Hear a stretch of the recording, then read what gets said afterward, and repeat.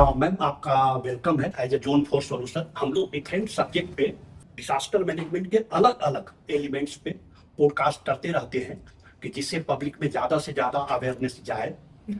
आज हम लोग को डिजास्टर मैनेजमेंट के एक एलिमेंट सीपीआर पे पॉडकास्ट करना था, इसलिए हमने आपको इनवाइट किया। सबसे पहले तो मैडम आप अपना 2 लाइन में इंट्रोडक्शन दे तो ज़्यादा अच्छा रहेगा। जी, थैंक यू वेरी मच। मेरा नाम अंशु गर्ग है और मैं एक संस्था से जुड़ी हुई हूँ जिसका नाम है सबका डॉक्टर फाउंडेशन। मैं अमेरिकन हार्ट एसोसिएशन से ट्रेनिंग लेकर और एक सीपीआर ट्रेंड इंस्ट्रक्टर हूँ और पिछले कई सालों से इस प्रकार की ट्रेनिंग दे रही हूँ। बहुत बढ़िया मैडम। ये अगर आम आदमी को समझने के लिए कि आम आदमी अगर ये समझे कि सीपीआर क्या होता है तो उसे कैसे समझाएंगे आप? सो सीपीआर का फुल फॉर्म अगर हम देखें तो it is cardio pulmonary resuscitation, जिसमें हम ये कह रहे हैं कि कार्डियो मतलब हार्ट और पल्मोनरी लंग्स और रिससिटेशन दोनों का रिवाइवल।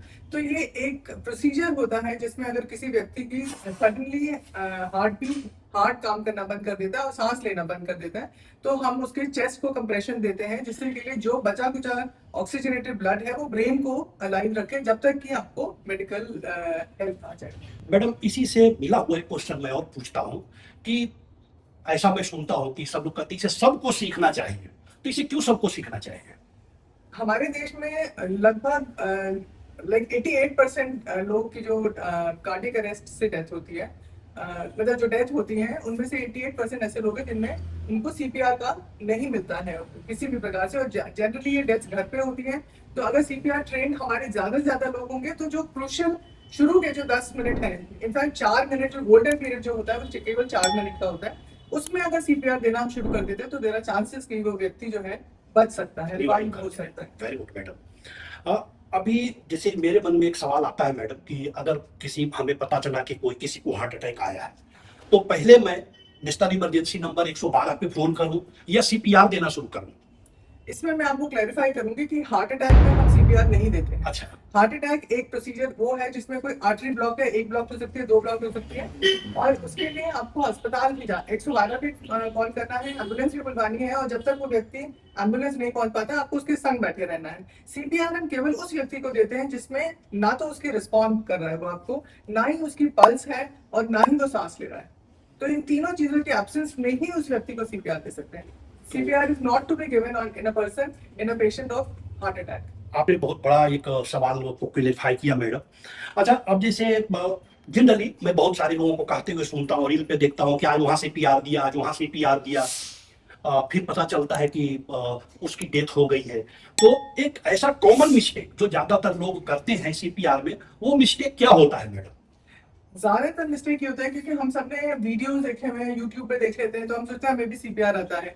लेकिन मेरी अपनी ही कॉलोनी में एक ऐसा था, उस लेडी का हस्बैंड को सुबह सुबह कार्डियक अरेस्ट हुआ एंड उसने वीडियो देखा हुआ था सीपीआर। तो सीपीआर देने का जो कंप्रेशन हम देते हैं वो पर्टिकुलर जगह पे देते हैं, चेस्ट में। ऐसे नहीं कि आप कहीं पर भी कंप्रेशन दे सकते हैं। There is the centre of the chest, heart है, सेंटर ऑफ द चेस्ट पे देते हैं, lower half of the sternum पे देते हैं। तो वो चेस्ट कंप्रेशन जो है इतना डीप होना चाहिए कि वो आप हार्ट को दबा सकें। लगभग वो करीब 5 सेंटीमीटर होता है जो आपको जितना दबाना होता है, लेकिन जनरली हम सोचते हैं कि ये रिब्स टूट ना जाए तो थोड़ा थोड़ा दबा रहे होते हैं। ऐसे जब मुंह से हम सांस देते हैं उसको तो हमको सिर्फ पीछे गर्दन ऊपर करनी पड़ती है, जिससे के लिए हम उसका सांस का रास्ता खोल सकें। तो ये छोटी छोटी सी गलतियां हैं। उस लेडी ने भी बहुत एफर्ट डाला, बाद में वो बहुत रोई भी कि मुझे बस ट्रेनिंग लेने आई एंड उसने कहा कि मेरे को पता नहीं था कि मुझे इतना कंप्रेस करना था। So most common mistake is people do not compress deep enough. Okay, तो ये है कि आप ये कह रही हैं कि हमें ये चिंता नहीं करना चाहिए कि कोई रिब्स वगैरह या टूट जाएगा, हमें एनफ कंप्रेस करना चाहिए जिससे कि हार्ट स्टार्ट हो जाए। जी, कार्डियक अरेस्ट वाले पेशेंट को ही हम सीपीआर देते हैं जिसके ना पल्स है, ना हार्ट बीट है, वो ना ब्रीदिंग है, ना वो रिस्पॉन्ड कर रहा है, मतलब एक तरीके से वो मृत है। तो उस मृत व्यक्ति में आप जो बची कुची उसकी सांस है उससे आप उसके ब्रेन को लाइव रख रहे हैं जब तक कि एम्बुलेंस आती है। तो अगर उसको व्यक्ति आपके थोड़े से एफर्ट से जीवित हो जाता है तो आपने बहुत अच्छा काम करा। बिल्कुल सही कहा कि मतलब उसकी हड्डी टूट भी जाए तो क्या हो गया, बच तो गया ना वो। बिल्कुल सही बात कहा है आपने। मैडम, इन सवालों से मिलता हुआ, क्योंकि हम लोग बहुत सारे स्कूलों का डिजास्टर मैनेजमेंट प्लान बनाते हैं, तो और पॉलिसी भी गवर्नमेंट ने, नेशनल डिजास्टर मैनेजमेंट अथॉरिटी ने स्कूल सेफ्टी का गाइडलाइन जारी कर रखा है, सुप्रीम कोर्ट ने उसे मैंडेटरी कर रखा है। तो आपको क्या लगता है आपके अनुभव से, जैसे आप बता रहे हैं हम इतने साल से काम कर रहे हैं, कि सीपीआर की ट्रेनिंग स्कूलों में, कॉलेज में मैंडेटरी कर देना चाहिए? बिल्कुल 100% कर देना चाहिए। इनफैक्ट डीसीपीसीआर की गाइडलाइंस थी कि स्कूल्स में जरूरी है कि सबको सीखना चाहिए। 15 साल से ऊपर जितने भी बच्चे हैं उन सबको सीपीआर सीखना चाहिए, और स्कूल्स के टीचर्स को, बस ड्राइवर्स को, कंडक्टर्स को, सबको सीखना चाहिए। अच्छा, ऐसे ही जिस जो अभी बात कर रही हैं आप, इससे ये पता लगता है कि हमारे देश में सीपीआर देने का, या जो कार्डियक अरेस्ट कह रहे हैं, वो बहुत बढ़ा हुआ है, ऐसा लग रहा है, मुझे डर सा लग रहा है। बिल्कुल। तो क्या मतलब क्या कारण हो सकता है कि इतना ज्यादा सीपीआर की रिक्वायरमेंट हो गई? असल में इतनी स्ट्रेसफुल लाइफ हो गई है, सभी जने मतलब इतने कॉम्पिटिटिव मोड में रहते हैं और इतने टारगेट्स मीट करने होते हैं कि अपने लिए कोई समय नहीं है कि हम अपने लिए कोई प्रोटेक्शन टाइप या पॉइंट है। अपना हम ध्यान रखें। ना ही हम कोई एक्सरसाइज मोड में रहते हैं। सब जने we prefer to sit on अपने फोन एंड लैपटॉप्स। तो कोई फिजिकल एक्टिविटी हो नहीं रही। दूसरा, कोविड ने भी काफी सारी ऐसी प्रॉब्लम्स कर दी, I can not be very sure, but और कुछ जेनेटिकली भी है इश्यूज। तो इसीलिए CPR is the only life saving skill. अभी पहले मैडम आप कह रही थी कि गोल्डन 10 मिनट, गोल्डन 4 मिनट, ये क्या कंसेप्ट होता है? इसमें हम ये कहते हैं कि 0 to 4 मिनट्स में अगर किसी व्यक्ति को, क्योंकि कार्डियक अरेस्ट जनरली घर पे हो रहे हैं, अच्छा। और 88% जो है वो घर पे ही होते हैं, और अगर आपके वर्क प्लेस पे भी होते हैं, और शुरू के 4 मिनट में अगर आपने सीपीआर उसको दे दिया तो चांसेस ऑफ ब्रेन डैमेज बहुत मिनिमल होता है। ओके। और फिर हर एक मिनट के संग बढ़ता बढ़ता जाता है, और 10 मिनट के बाद तो नो पॉइंट की। तो इसलिए इससे 4 मिनट को हम लोग गोल्डन पीरियड कहते हैं ना। जी। एक और भी आजकल मैं देखा मैडम कि पब्लिक प्लेस पे वो एक एईडी लगाए रहते हैं, जी। तो ये क्या जरूरी है और इसकी क्या यूज है? एईडी जो होता है उसका फुल फॉर्म है ऑटोमेटेड एक्सटर्नल डिफिब्रिलेटर। हम लोग जनरली हॉस्पिटल्स में लेके जब वो जाते हैं तो छाती पे ऐसे रखते हैं, दो एक इलेक्ट्रिक शॉक टाइप देते हैं तो आदमी एकदम से खड़ा हो जाता है। वही चीज है कि ये पोर्टेबल फॉर्म में है, बैटरी ऑपरेटेड है, और आजकल काफी सारे पब्लिक प्लेसेस में, एयरपोर्ट पे, रेलवे स्टेशन पे, और इनफैक्ट बिग बिग इंस्टीट्यूशंस में भी दे स्टार्टेड कीपिंग ये एडी। और ये जो हमारा जो हार्ट जो एक तरीके से क्विवर कर रहा था, ऐसे वेंट्रिकुलर फिब्रिलेशन कहते हैं, इस प्रकार से वो कंपन होती है, उस कंपन को के बाद एकदम से हार्ट काम करना बंद हो जाता है, तो वो एडी वही शॉक देने का काम करता है। तो इसलिए पब्लिक प्लेस में। पब्लिक प्लेस अच्छा, उसे कोई भी यूज कर सकता है या उसके लिए ट्रेनिंग की जरूरत होती है? उसको बिल्कुल सेल्फ प्रोग्राम्ड है, आपको केवल उसका ऑन बटन दबाना है, खोलते साथ उसको ऑन बटन दबाना है। ऑन बटन दबाते ही जो जो वो बोलता जाए उसी को फॉलो करते जाए, आपको कुछ भी उसमें करने की जरूरत नहीं है। Very good madam. जब सीपीआर देते हैं उसके बाद जो पेशेंट रिवाइव करता है, तो उस समय उसकी क्या हालत होती है?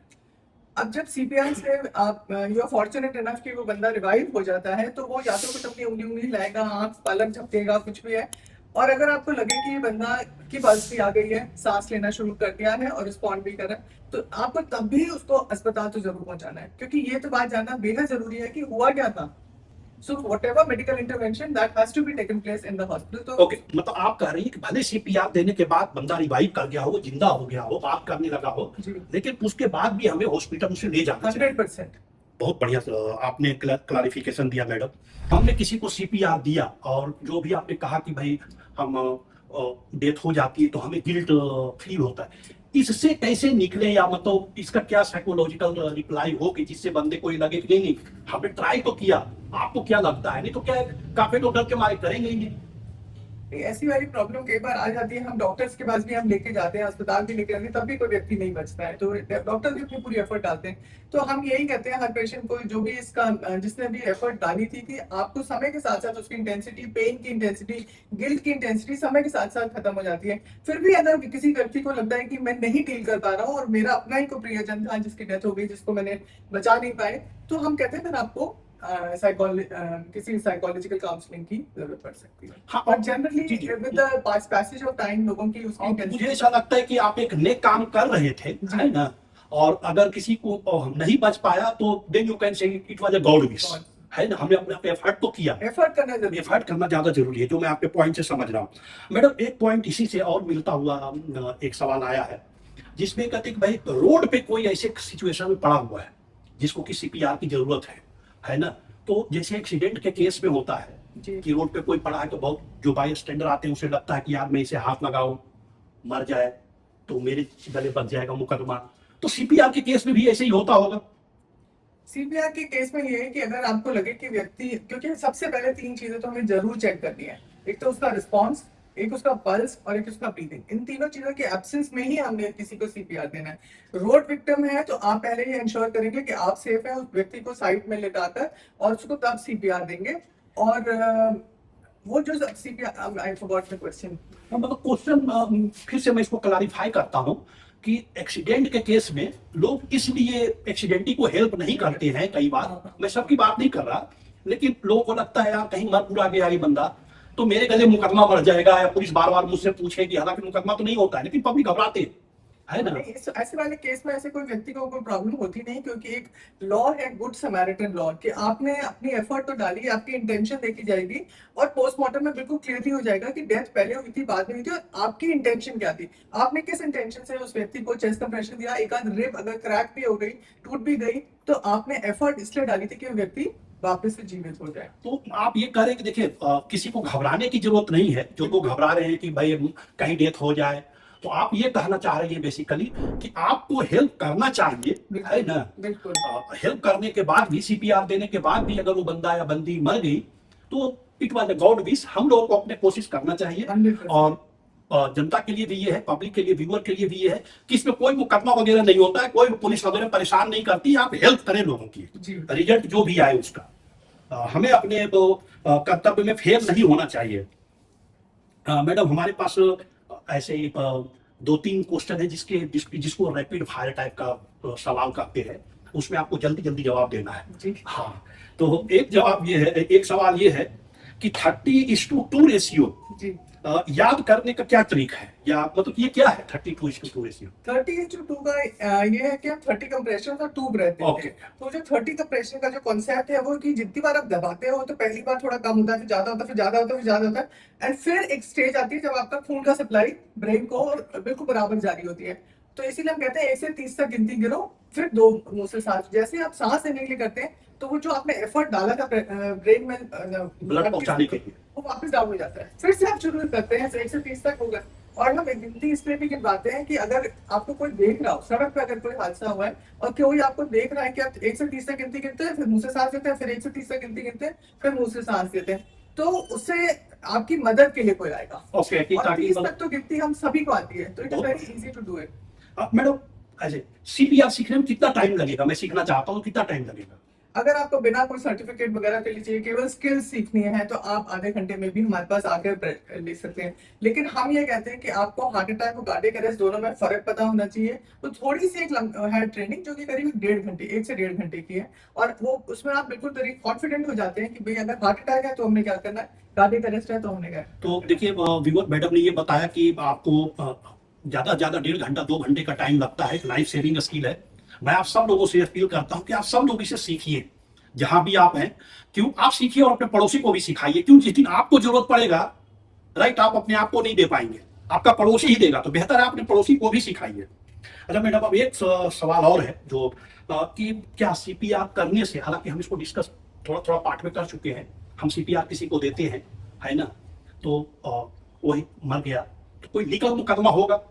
बिल्कुल भी कोई बिल्कुल नहीं होएगा। पब्लिक, मैडम ने साफ क्लियरिटी किया कि इसमें कोई मुकदमा नहीं होता है। आप जरूर सीखिए और अपने नियर डियर का जान बचाने में सहयोग कीजिए। जी। मैं ये बताना चाहती हूँ कि मैं कोई डॉक्टर नहीं हूँ, ना ही मतलब इसीलिए मेरे को लगता है कि बहुत सारे लोग हम ये सोचते हैं कि केवल डॉक्टर्स ही सीपीआर दे सकते हैं, लेकिन एक डॉक्टर की जान बचाने के लिए एक नॉन मेडिको भी सीपीआर दे सकता है। तो इसीलिए जरूरी हर एक डॉक्टर की भी पत्नी को भी सीपीआर आना चाहिए। मेडिकल में जो है प्रोफेशन में उनकी वाइफ, उनके स्पाउसेस, चाहे अगर डॉक्टर वाइफ है तो स्पाउस को भी सीपीआर आना चाहिए। ये क्लियर हो गया है कि केवल डॉक्टर का काम नहीं है, ये बेसिकली डॉक्टर का काम है, डॉक्टर का और भी ज्यादा इन्वेस्टिगेशन और इंटरवेंशन का काम है। तो थैंक यू मैडम, हम लोगों ने आज बहुत बढ़िया और हेल्दी डिस्कशन किया। हम लोग आगे भी और ऐसे ही सब्जेक्ट मैटर पे अलग अलग एक्सपर्ट को बुला करके डिजास्टर मैनेजमेंट में अलग अलग पॉडकास्ट करके आपके बीच में लाते रहेंगे। Thank you, may God bless you.